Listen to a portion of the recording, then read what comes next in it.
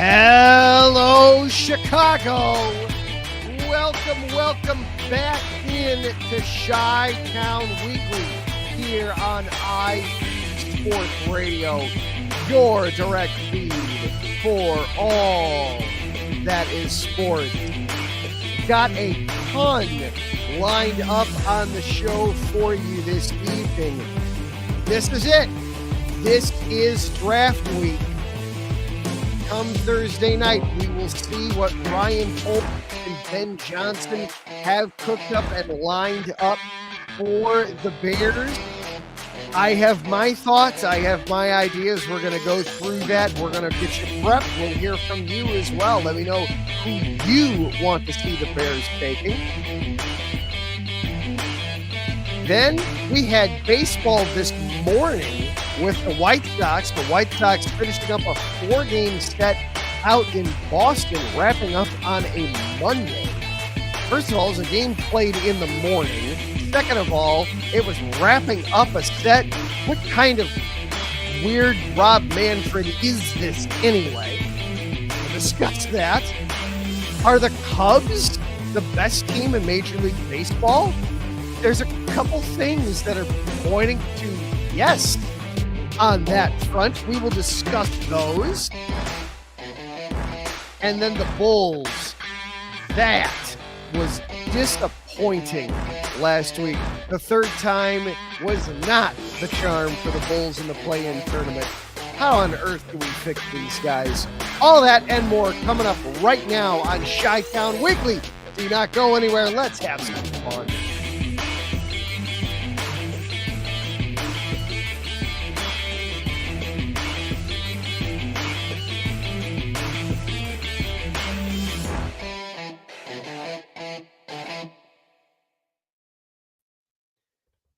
And once again, hello and good evening, everyone. Welcome on into Chi-Town Weekly here on IE Sports Radio, your direct feed for all that is sports. Adam Karnick back here with you. We have a lot to get to in the show here tonight. Of course, we are going to be discussing a lot of the NFL draft as we are now just days away, about 3 days away from the NFL draft taking place up in that city up north that we're not going to talk about. We'll find out what Ryan Poles and Ben Johnson have up their sleeves for the Bears. I know how I think it's going to play out, and I know how I would like to see the Bears go, but I want to know what you would like to see the Bears do as well. Drop us a line in the comments, whether you're watching live on Facebook or YouTube or Twitter. Hit us up. Let us know who you would like to see the Bears take with the number one pick at 10 overall on Thursday night. Then we'll be talking some baseball. We'll be talking Cubs and White Sox. The White Sox actually already played today. They played this morning out in Boston. All kinds of weird stuff going on there. So we will be discussing that, as well as the Cubs just continue their excellent April. We are almost to the end of it.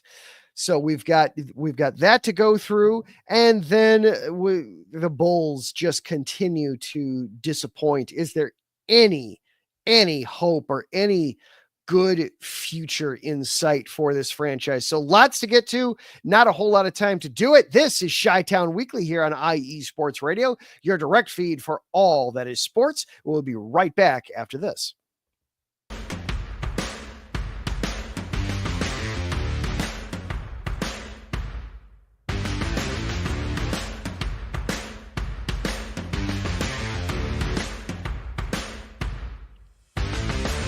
IE Sports Radio fans, this show is brought to you by Planet Jerky Premium Brisket Beef Jerky.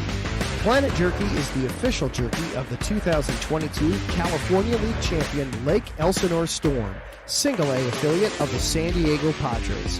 This all-brisket jerky has gluten-free options, contains no MSG, no sodium nitrate, is low in sugar, and high in protein.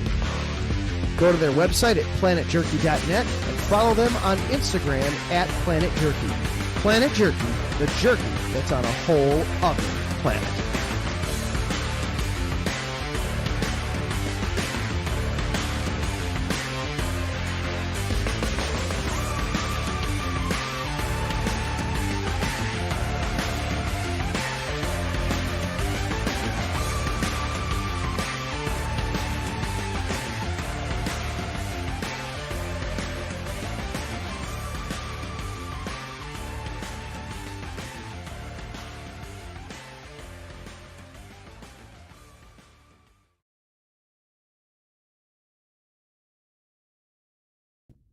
rise and shine. It's 4 a.m. The stars are still out. The sun is beneath the horizon, but it's time to punch in and go to work. The comfort of your warm-ups turns into the grinding out of your reps as the clinking and the clanking of the plates create a symphony of euphoria. There's no other feeling like it. Earn it, burn it, and take what's yours. IE Sports Radio has proudly partnered with Vital Apparel, a brand that not only fits great, but also promotes and donates to mental health research. Use our code IESR to get 15% off their comfortable and inspiring gym wear and help them on their amazing journey to support mental health. Go hard, take part in your iron therapy, and be strong. Because when your mental health is as strong as you are, there's no telling how far you'll go.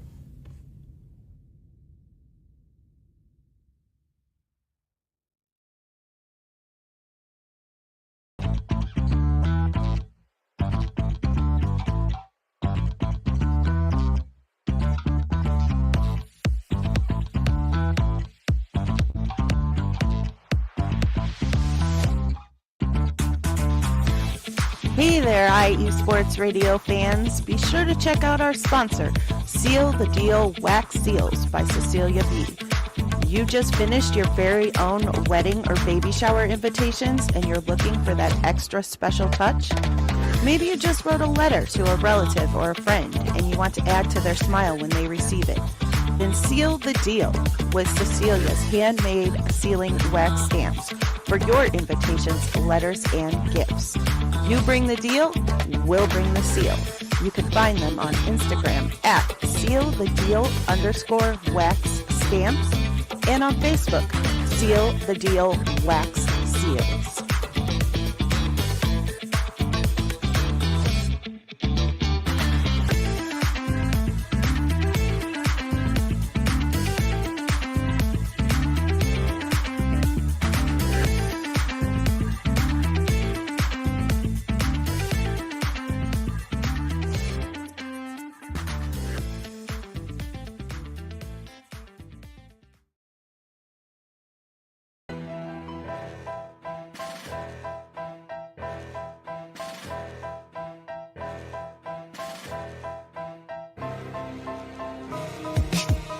For the last 10 years, IE Sports Radio has been bringing you amazing content ranging from interviewing legendary athletes, coaches, and other authorized media personnel to building tailor-made shows dedicated to all major sports cities around the country.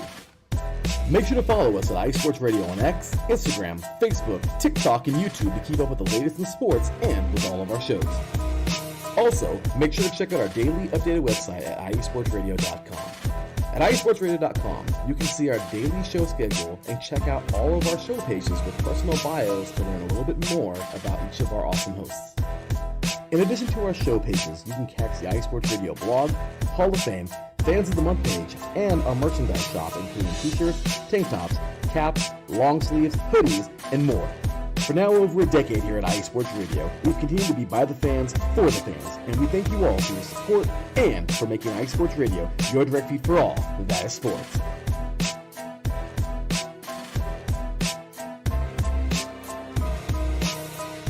And welcome back on into Chi-Town Weekly here on IE Sports Radio, your direct feed for all that is sports. Adam Karnick here with you.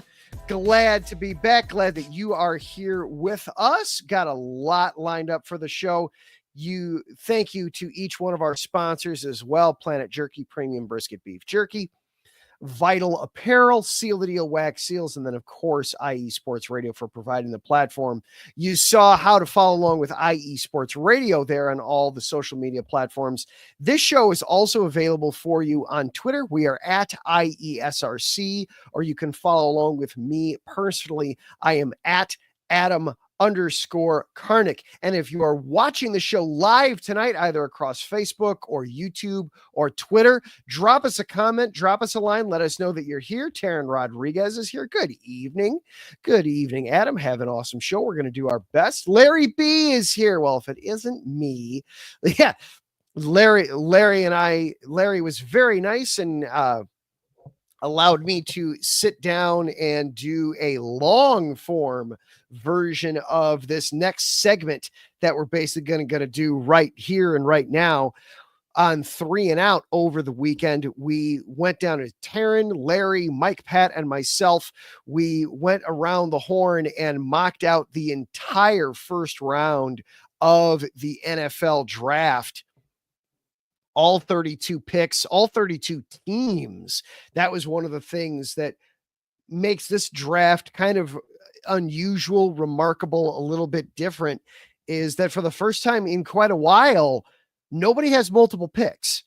Every team is represented in the first round. And in fact, this is the latest in the common draft era, which is since 1967, that we have not had a single trade involving a first round pick yet. Before now, we've always had somebody making a move to look and move up, or trading away a player to get extra assets, things like that. And none of that has happened to this point, which I think is an interesting reflection on what I think how the league views this class as a whole.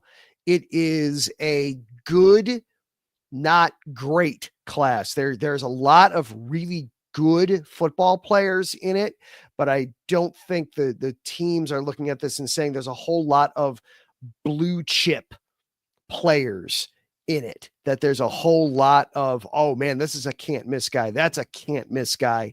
This is somebody you've got to go make sure you go out and you get. There's not a whole lot of that in this class. So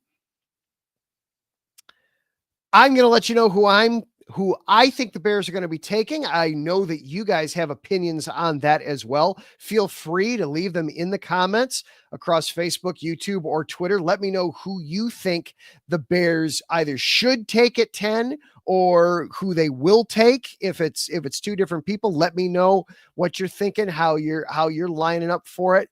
I will let you know as well what I think. If you watch the show on Saturday, then you know who it's going to be. I haven't changed my pick since then, but I do think that the overall opinion of this class is there's a lot of really good players, but not a whole lot of those premier stud players. And as a result, I don't think there's going to be a lot of movement. There'll be some.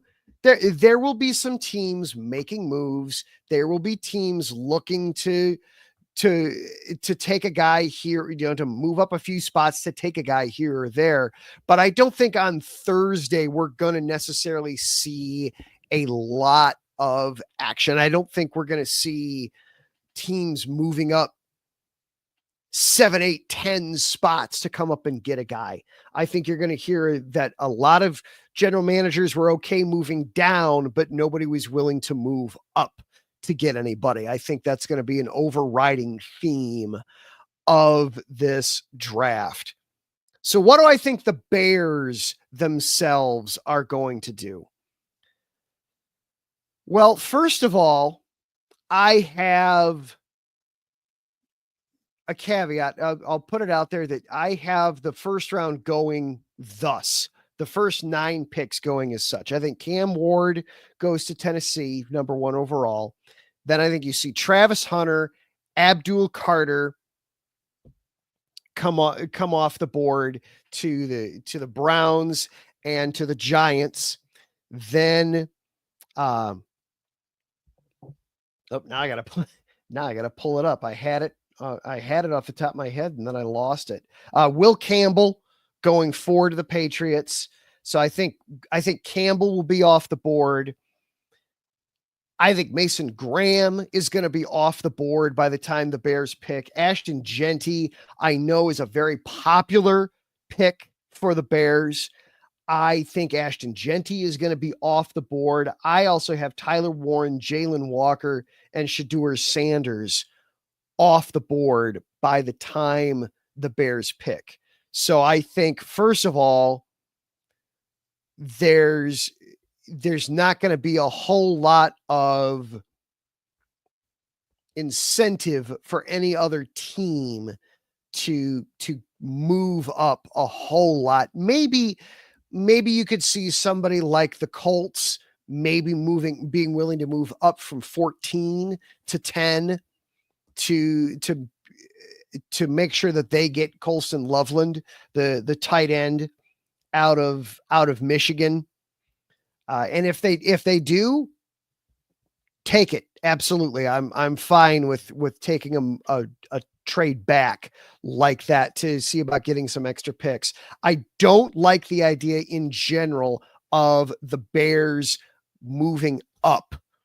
Certainly not to get Ashton Genty. I do believe that Ashton Genty is one of the few blue chip prospects in this class, but it's still a running back, which is not a premier position. And if you're the Bears, you might need to move up as high as 3 in order to get Ashton Genty. That's just such a long way to move. And it's an expensive way to move just to get a running back. I know that Ashton Genty is clearly the best running back in this class. I know that there's something to be said for getting the best player at their position, but I don't like the idea of trading up 5, 6, 7 spots just to get a running back. That does not sit well with me at all for the Bears. So I do not like that at all. To me, when you're drafting in the top 10, there are still 3 premier positions in the NFL. Quarterback, a left tackle to protect that quarterback, and an edge rusher to disrupt the other team's quarterback. In this case, for the Bears, that would be a defensive end. You have a quarterback, or at the very least, you have a quarterback that you're still learning about. So you're not going to be taking a quarterback at 10. They've done a lot this season to improve the offensive line, but it's all been the interior. Trading for Joe Thuney, acquiring Declan, the center from Atlanta in free agency, trading for Joe Thuney. You still need a left tackle, in my opinion. You know, we talked with Lou Easterling of Athlon Sports a couple of weeks ago, and he agreed with me. He offered it up himself. To him, that was the Bears' biggest position of need still, was a left tackle. Oh, good evening, Wes. Glad to see you. Yeah, all said and told, I'm hanging in there tonight. So we're talking Bears draft. I know you've got opinions on who you want to see the Bears take at 10. I'm about to unveil my selection at 10 for the Bears. Edge rusher, you've got Montez Sweat. You acquired a Dangbo in the off season. I still am not sold on that edge rusher spot. So I think it's got to be either left tackle or defensive end, pass rusher, because those are still premier spots on an NFL roster, and you don't have enough at either of those positions.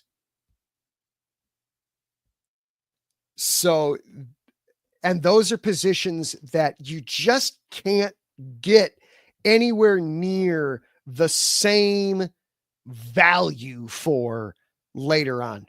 You can't reliably get a left tackle in the 3rd, 4th, 5th, 6th, 7th rounds. You can't reliably get steady, consistent edge rushers in those later rounds. And Wes is going the exact opposite. We need playmakers. You can find a fine player later for left tackle, but field bending talent is the only option. And to me, it's, I want to get one of those premier positions locked up, because ideally I don't want to be drafting here. If I'm Ryan Poles, if I'm the Bears, if I'm Ben Johnson, I don't want to be drafting in the top 10 again next year. I expect to be drafting 15, 16, 17, maybe even one of those playoff spots, 19, 20, 21, somewhere in there, where you're just not going to get that premier talent, or you're going to get the fourth, fifth, sixth guy at a premier spot. So for me, and again, I'll run through very quickly my first 9 picks real quickly so that we're all on the same page here. I have Ward, Hunter, Carter, Campbell, Graham, Genty, Warren, Walker, and Sanders going 1 through 9. So your blue chip guys of Travis Hunter, Abdul Carter, Mason Graham, and Ashton Genty, I think those guys are off the table for the Bears. I don't see a huge desire for anybody to jump up. Maybe Indy looks to make a small trade up with you from 14 to 10 to get Colston Loveland, but I don't think there's going to be a huge amount of action at that number 10 spot. So I have the Bears taking left tackle Kelvin Banks Jr. out of Texas. That gets you an upgrade at left tackle. That solidifies your offensive line. They have made that a priority this offseason, getting the offensive line shored up. To me, the drop off that you get with the left tackles, I mean, heck, after Will Campbell at number 1 is incredibly significant. I know there's been a lot of talk about Armand Membu lately, about him potentially being a guy that the Bears could take. The Bears historically don't move guys out of their natural position, if you will. It's, hey, this guy played right tackle, we're going to play him at right tackle. That's the position. That's how we're viewing it. Membu played some guard and right tackle in college. I know that there are scouts and there are teams that look at Membu and, yeah, he could play left tackle in the NFL, and he very possibly could. But what Poles has done historically in his time is, you didn't play left tackle, I'm not going to now ask you to play left tackle now that we've drafted you. And let's see. West Trueblood, he'd rather have Adrian Peterson than any lifetime left tackle. I hear you. I hear you. I don't think that Ashton Genty is, if now I'll put another caveat on this. If Genty, Campbell, Graham, if one of those 3 guys is there at 10, oh, absolutely. Then you take him. Absolutely. If Ashton Genty falls to 10, absolutely. Don't overthink it. Don't get cute. Make the phone call, fill out the card, hand it in, Ashton Genty to the Bears. I have no problem with that. If Ashton Genty falls to 10, I don't see any universe in which Genty falls to 10. He is viewed as one of the few blue chip guys in this class. And so I don't see him falling all the way down to 10. It just isn't going to happen. It just isn't going to happen. So I have Kelvin Banks, because then you are upgrading your left tackle. You are upgrading your offensive line. I know there is concern about Kelvin's run blocking abilities, that he's not very adept at that. That's where playing next to Joe Thuney could be a help, a huge asset, somebody who isn't just a 10-year NFL veteran.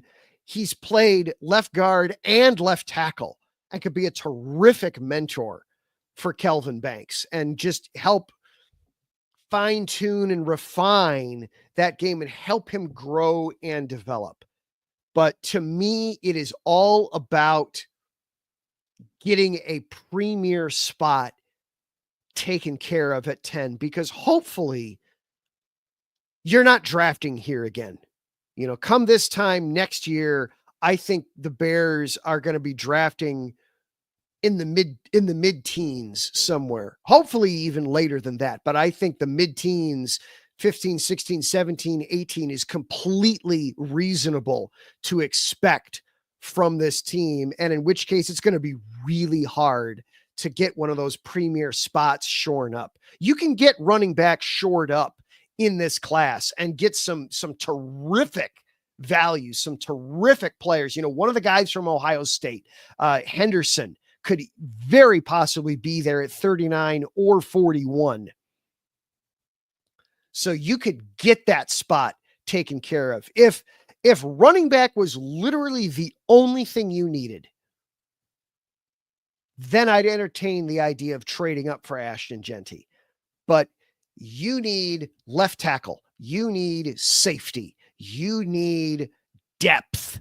You need your draft picks. So to spend extra capital to move up and get a running back, to me, is just not wise to me. Hello, Tim. I hope they're drafting 42. I'd love them to get everybody. I'd love them to get absolutely everybody in the draft, but unfortunately, they're just not everybody's going to be sitting there. Not everybody's going to be available, unfortunately. But so that is what I have the Bears doing. I see them taking Kelvin Banks out of Texas in the first round to shore up that left tackle spot and getting things. Okay. Yeah. Okay. Now I understand what Tim is saying. He's hoping they're drafting at 32 next year. Oh, we'd all love that. We would all love that they'd be drafting 32nd overall next year. That would be amazing. That would be fantastic. Oh, that would be amazing. I hope so. I hope that comes true, Tim. I hope that comes true from your lips to the football god's ears. We need to bring this into existence, bring this into the ether here. So I see Kelvin Banks Jr. We'll see what it is come Thursday night. We'll see who it is they take. We'll see who it is. Whomever it is, I do think that I do trust that it's going to be a good player. I do trust that they're not going to go crazy on this, that it is going to be somebody that it's, hey, all right, I can get behind this pick. I can get behind this move. All right, we're going to take for ourselves a quick break. And on the flip side, then we're going to talk some baseball. We had a game that went on this morning. Morning baseball. We got to have a talk about whose idea was it to do morning baseball on a Monday and have that be a series finale? What in the Rob Manfred is going on here? And then, are the Cubs the best team in the MLB? I know it's early, but there's some compelling evidence that they might be the best team in Major League Baseball right now. This is Chi-Town Weekly here on IE Sports Radio, your direct feed for all that is sports. We'll be right back after this.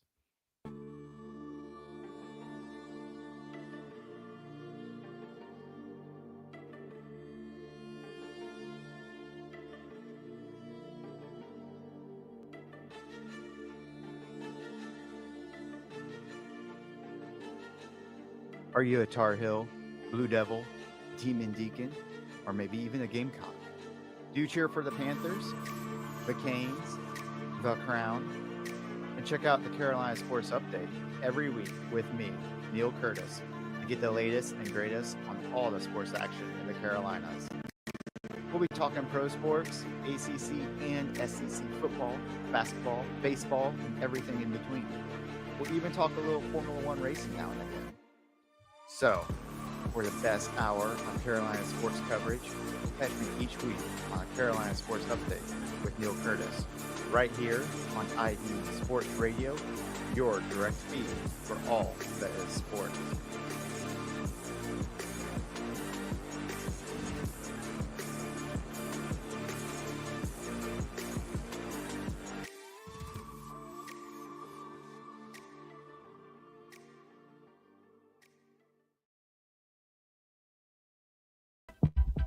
IE Sports Radio fans, it's your boy, the SoCal Saint, the host of the premier professional wrestling podcast online today, the IE Elite Wrestling Show. If you're a fan and have a passion for the world of professional wrestling, this is the show for you. I take you inside the ropes with all the athleticism, high-flying, and hard-hitting action, and then we take it backstage with all the backstage drama and backstabbing that goes on in the world of professional wrestling today. If something's going on in the world of professional wrestling, rest assured, the SoCal Saint knows what's going on, and he's going to let you know too. If you're a fan, check us out every Tuesday, 12 p.m. Central Standard Time, 10 a.m. Pacific Standard Time, only on IE Sports Radio. The IE Elite Wrestling Show, your direct feed for all that is professional wrestling, on the only network that is your direct feed for all that is sports. Check us out.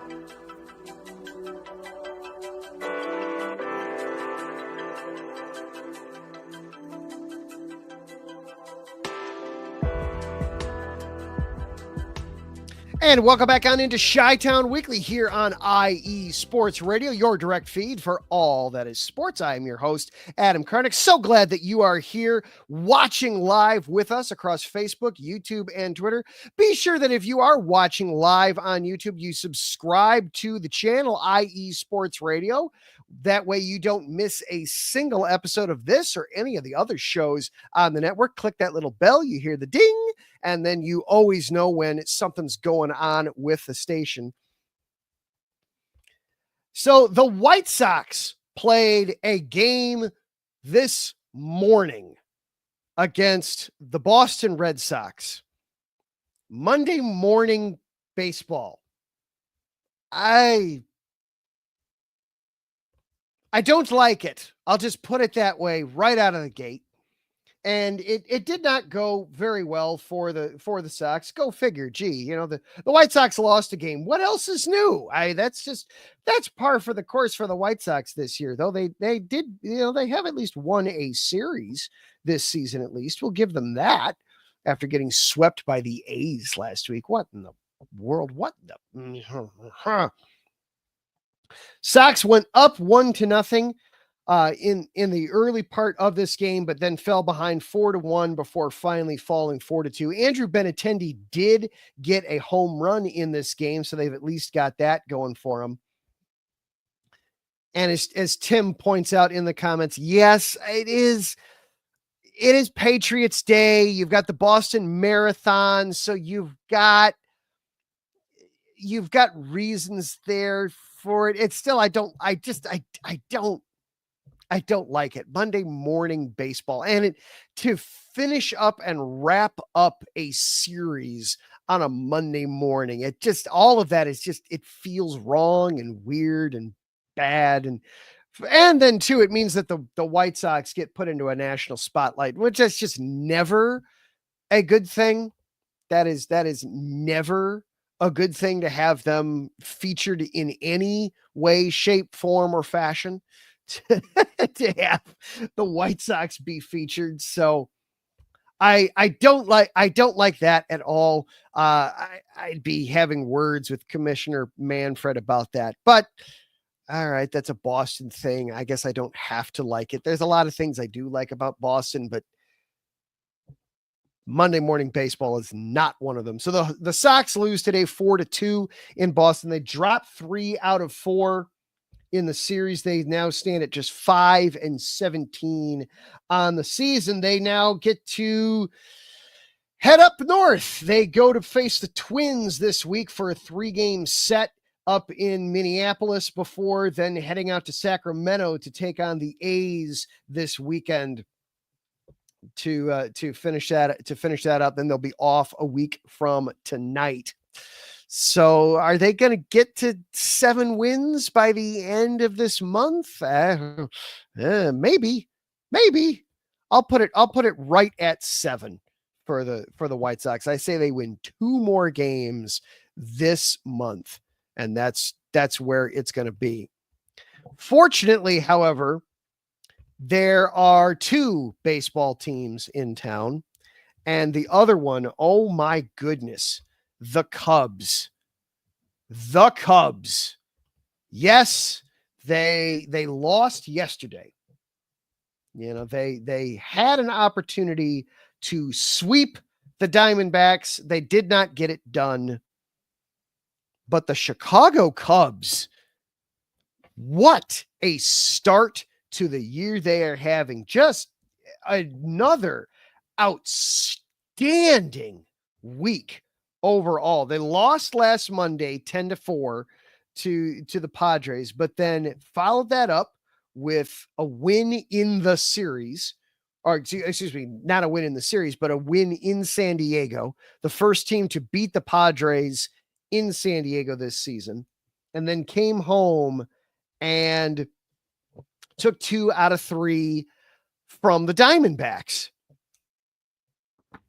And we've got Alden K, the host of Always Arizona Sports, in the chat room with us. He's also one of the co-hosts for the Bullpen Bulletin here on IE Sports Radio, talking all things baseball Tuesday nights. And even he is saying, you know, the Cubs won me over more than any other team this offseason.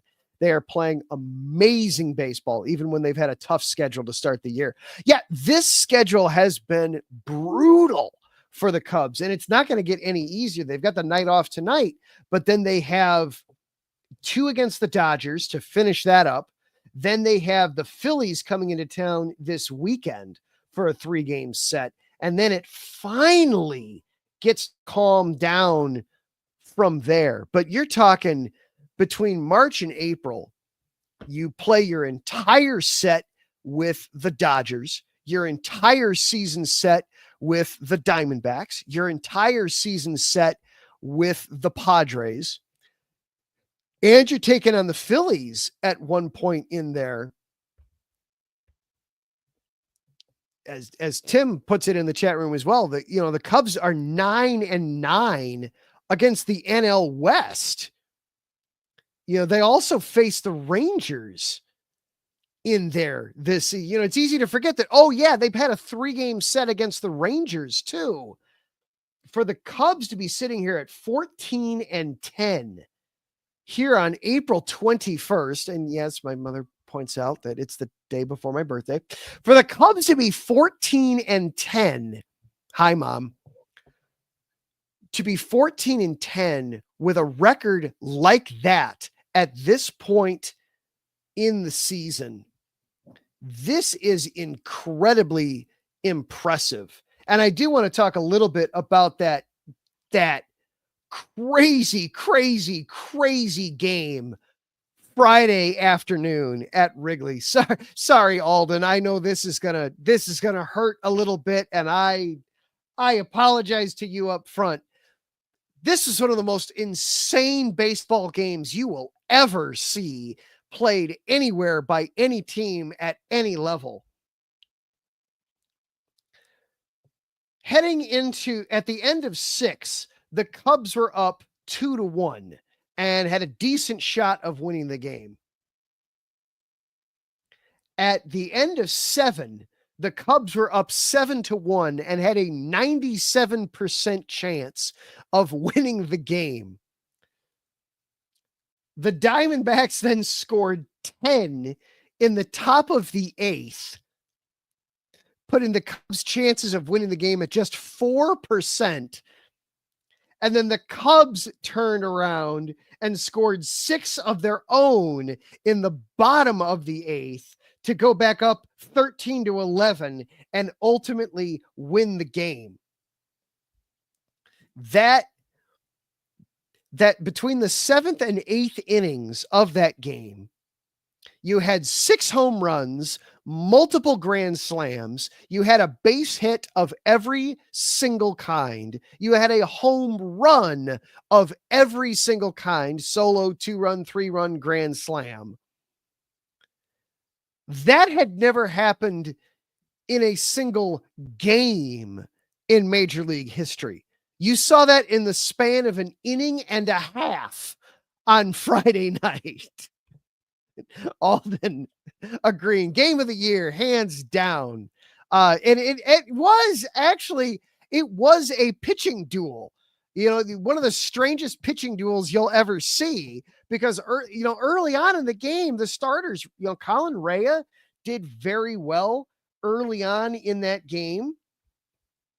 And you had Corbin Burns throw very well for the Diamondbacks early in that game. Though, Alden, I know you were a little frustrated with him early. You were ready to yank him after an inning and a half. Heck, you were ready to trade him after an inning and a half. I remember having that conversation briefly. But, I mean, it's already being referred to as the 8th inning game. What a phenomenal game. And for Wrigley of all places too, goes down as just one of the craziest games in MLB history. Oh, and Alden also adding, don't forget, just pay Kyle Tucker whatever he wants. I 1,000% agree with that. But the question remains, are the Cubs the best team in baseball? And I know it's early. It is April 21st. There is a ton of baseball left to be played, and there's a lot of things to happen between now and then. But I would argue that at least right now, the answer is yes. And I'll give you 2 pieces of evidence to support that. For those of you who are regular viewers of the show, first of all, thank you. Second of all, hit like and subscribe on YouTube. And let them know you subscribed because of me. Say because it was because of Chi-Town Weekly. Just do it right now in the comments while we're talking. Third of all, you know that I like numbers. I like to look at the numbers, and especially in baseball, because there are so many of them and so many cool and interesting and unique statistics that are there in the game. An easy one to get behind and understand is run differential. The Cubs, which is basically how many runs you've scored versus how many runs you've given up. And the idea obviously is to score more than you allow, because that's how you win games. You play to win the game. You play to win the game. The Cubs right now, they have the highest scoring offense in the major leagues. They have scored 145 runs in 24 games. That is an average of just over 6 runs a game. Yes, I know that there are a couple of really high scoring ones that skew that number a little bit. You've got the game you've got the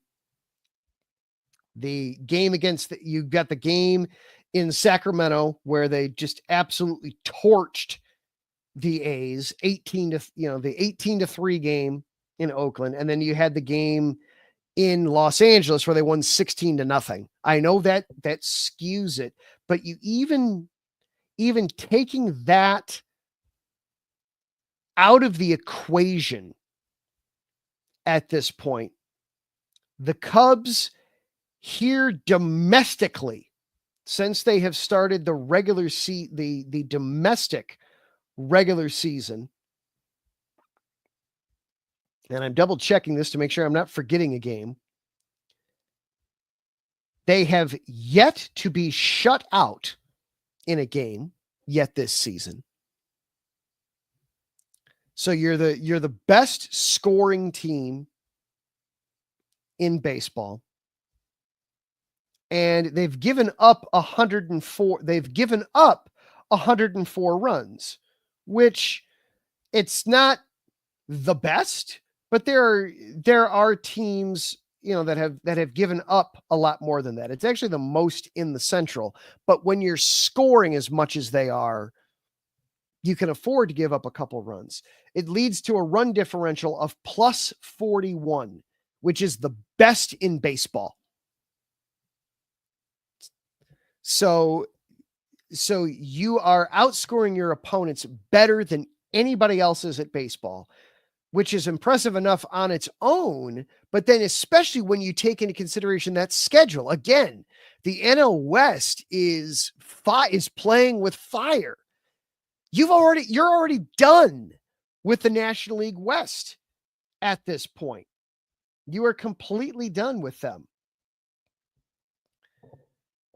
Their record actually isn't as good as it potentially could be. ESPN has their expected record, which is based off of the run differential, to be actually a couple games better, to be 16-8 at this point, meaning that the Cubs could do better. We could be seeing more of a hot streak coming from these guys. And they're 501 run games, which is what you would expect to be. So you're not getting any mirages there.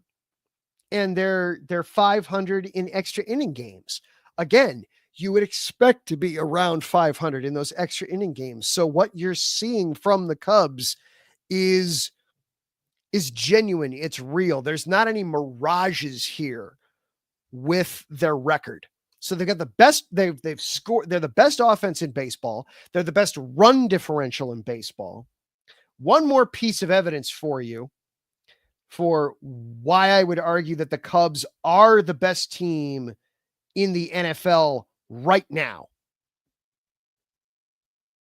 Baseball Reference, which I use their analysis and their stuff from time to time, they put out today their odds to win the World Series, and they list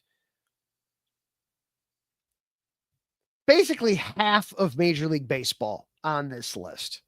You've got some teams with barely any chance. The Guardians and the Rays and the Braves at this point are basically 1% chance.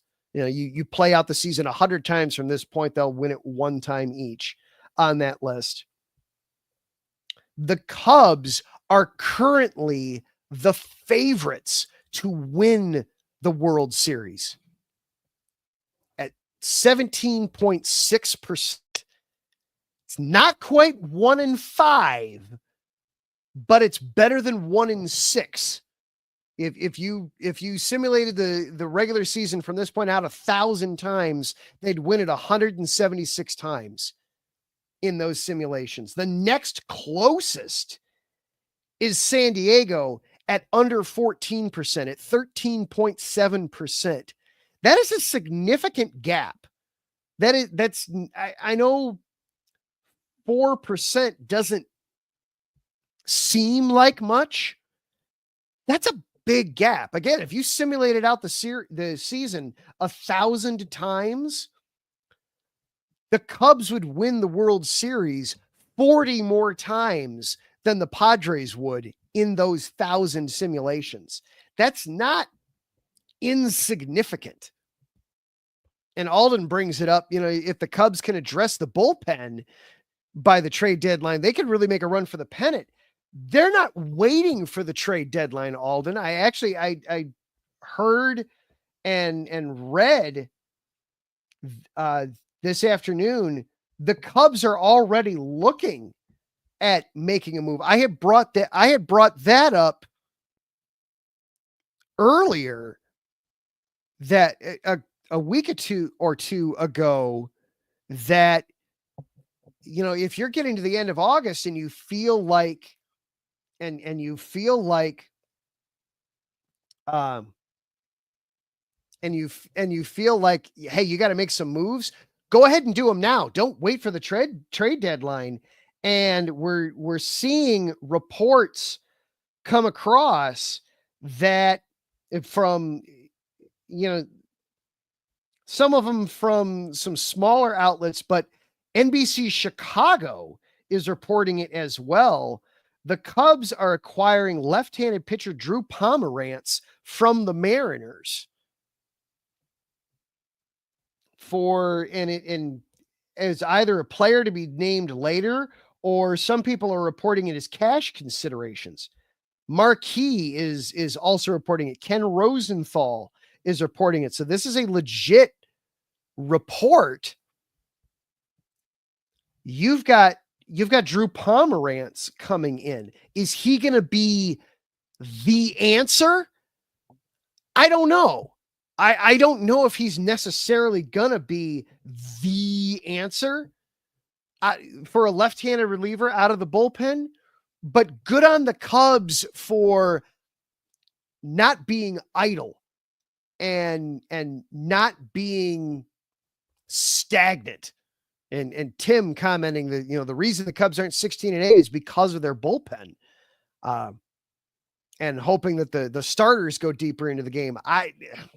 I don't think they're going to let Colin Rea go deeper into games. I think they're going to cap him basically at 4 innings and just, that's what you do. We're not blowing you out. And then Alden chiming in that the trade for Pomerantz is smart. Do it now before other teams do. Absolutely. You are in a position where you are in gangbusters mode right now. If you're the Cubs, you need to win, and you need to win now. And in order to keep your job, if you're Jed Hoyer, and don't sit on this. So good on the Cubs for making this move this afternoon. And Tim mentioned the bullpen could be the Achilles heel for this team. If the bullpen doesn't improve, the Cubs could be toast this postseason. Absolutely. It's in the postseason, especially the bullpen is such a vital part of what you do or don't do. How far you can go is really dependent upon a bullpen. But I am feeling very optimistic about the Cubs. We'll see. They've got 2 more against the Dodgers this week. They've got the Phillies this weekend, a couple of nationally televised games Saturday afternoon on Fox, 3:05 first pitch. And then they're on Sunday Night Baseball again on ESPN. So that's 6:10 first pitch at Wrigley. So some nice national attention this week. 14 was my bare bones limit, my bare bones minimum that the Cubs needed to have in the win column by the time we got to May 1st. April 19th, they already hit that. I absolutely think they'll get a couple more wins in their belt before this month is over. This has been terrific by the Cubs. I am really encouraged to see how far this will go. From a team I'm very encouraged about where they're going, to one that we've had no idea where they're going for years, and they continue to just not pick a lane. The Bulls got embarrassed last week in the play-in game at United Center. AK has got to come up with some answers for this organization. We're going to take a quick break, and then on the flip side, how do you fix the Bulls? This is Chi-Town Weekly here on IE Sports Radio, your direct feed for all that is sports. We'll be right back after this.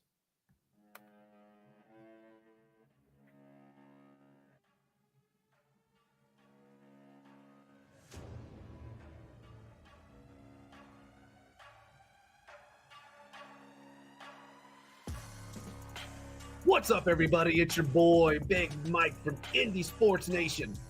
Come hang out with me each and every Friday, 5 p.m. to 6 p.m. Eastern Time, where we talk things Indiana sports.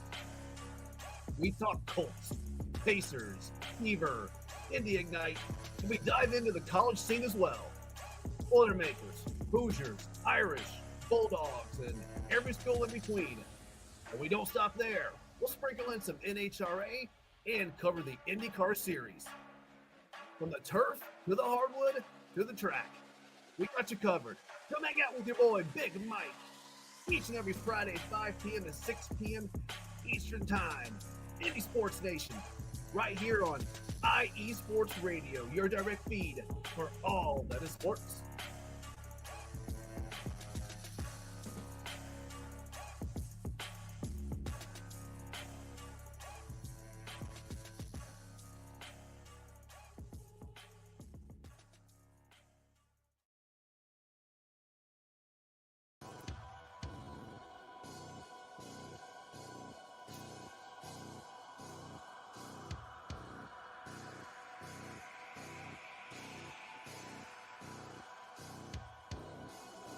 Are you a fan of Minnesota sports?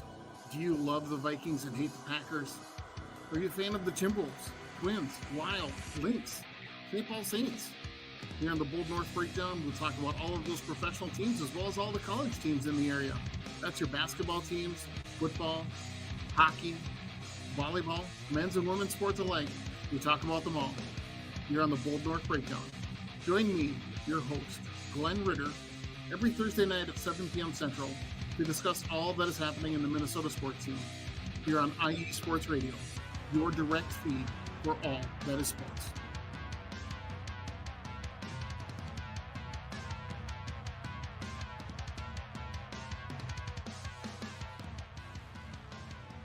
And welcome back on into Chi-Town Weekly here on IE Sports Radio, your direct feed for all that is sports. Adam Kernick with you back here for just a few more minutes before we wrap things up here tonight.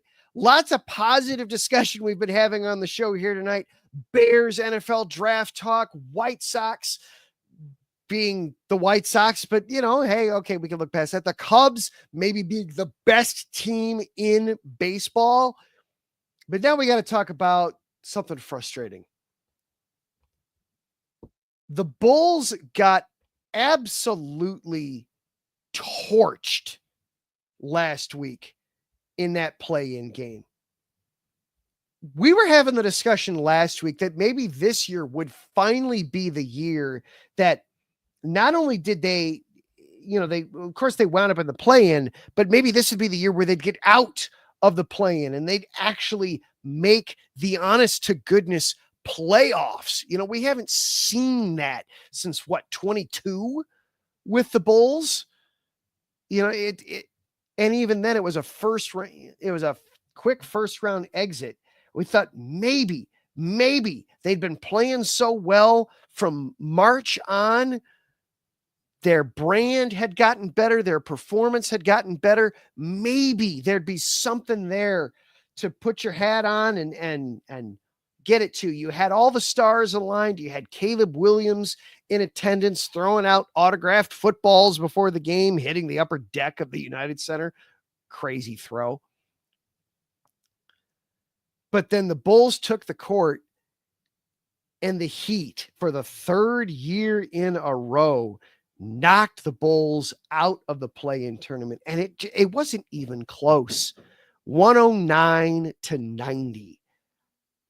The Bulls fell behind early, and that was it. They never even threatened beyond the first few minutes of the game. It was over and done by the end of the first quarter. Just so frustrating, so annoying. The Bulls never led in the game, trailed by as many as 25. Tyler Hero, 38 points to lead the Heat.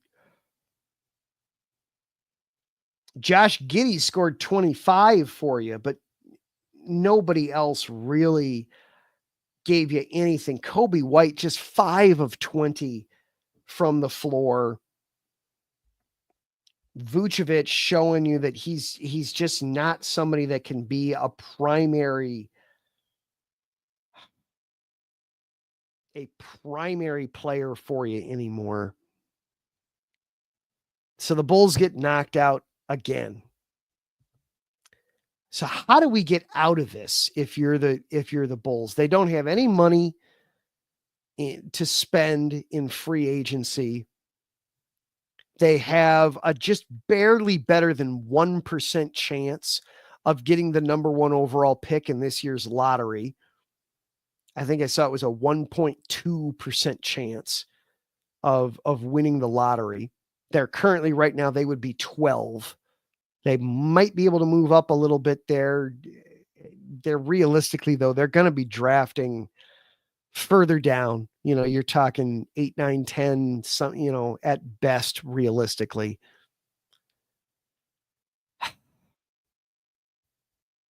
I know Karnashevitz and Eversley and Billy Donovan to some extent they want to be competitive. They want to put together a competitive roster and a competitive team night in and night out. They don't want to go the out and out tank. And I can respect that, because while the tank makes sense in the aggregate, it means you have to suffer for a season or two of just misery of watching terrible, terrible basketball. You know, we're going through this with the Blackhawks right now. We've been through it with the Bears. We went through it a little over a decade ago with the Cubs. We know what this looks like, and it's miserable. It's hard. It's not fun for anybody. But they've got to do something. They just can't keep limping this along with these half-assed measures that they do. And I heard part of Arturas's end of year press conference, and he's, well, we like having a competitive team, but you're not going anywhere. You keep getting knocked out in the play-in tournament. It is time to pick a lane. It is, you don't have money to spend, then it's time to sell off some of these assets, get whatever you can for them, and try and build this thing. It's just past time to do this. We'll be taking a look a little bit more this summer of how do we fix the Bulls, what some potential solutions might be and what they might look at. We'll try to get creative with it, but a frustrating finish to the Bulls season as they get dropped in the 9-10 game of the play-in tournament. Third year in a row losing to the Miami Heat. That is going to do it for our show here this week. Big shout out and thank you to each and every one of our sponsors. Planet Jerky, premium brisket beef jerky, the jerky that's on a whole other planet. Go to planetjerky.net to place your order. They offer free shipping on all orders of $50 and above. Thank you also to Vital Apparel, the brand that not only ships great, but also promotes and donates to mental health research. Use the promo code IESR to get 15% off of their comfortable and inspiring gym wear. And then also thank you to Seal the Deal Wax Seals. Go to IESportsRadio.com, Seal the Deal Wax Seals to place your order. Anytime you're sending out mail or cards or anything, stylize it. Make sure everybody knows that it's from you with a personalized seal of approval. And of course, thank you to IE Sports Radio for providing the platform for this show. You can follow them on all the social media platforms, Instagram, Facebook, TikTok, YouTube, and Twitter. At IE Sports Radio is how you do that. And if you are be sure to subscribe on YouTube. That is now the exclusive home for IE Sports Radio, where you can catch all the episodes of all the shows across the network. So be sure to like and subscribe. Let everybody know that I was the one that sent you there. Thank you to everybody that hung out with us in the chat room tonight. Karen Rodriguez, the Czar and Overlord, Larry B, West Trueblood, Tim Hahn, Alden K, and Kathy Garnick. Thank you, everybody, for hanging out with us. I sure do appreciate it. Thank you to everybody that's watching the show live tonight across Facebook, YouTube, and Twitter. Know somebody that would like to talk Chicago sports? Share the show with them. Let them know where they can follow it. At IE Sports Radio on YouTube is where you now catch all the broadcasts. So for next week, of course, we'll be breaking down every player that the Bears took in the draft this coming up weekend. We'll also check in on baseball teams in town, and we'll go back on the Sky Draft and double check what they did. Until then, I am Adam Karnick for IE Sports Radio. Have a great week, everybody. We'll see you next Monday night.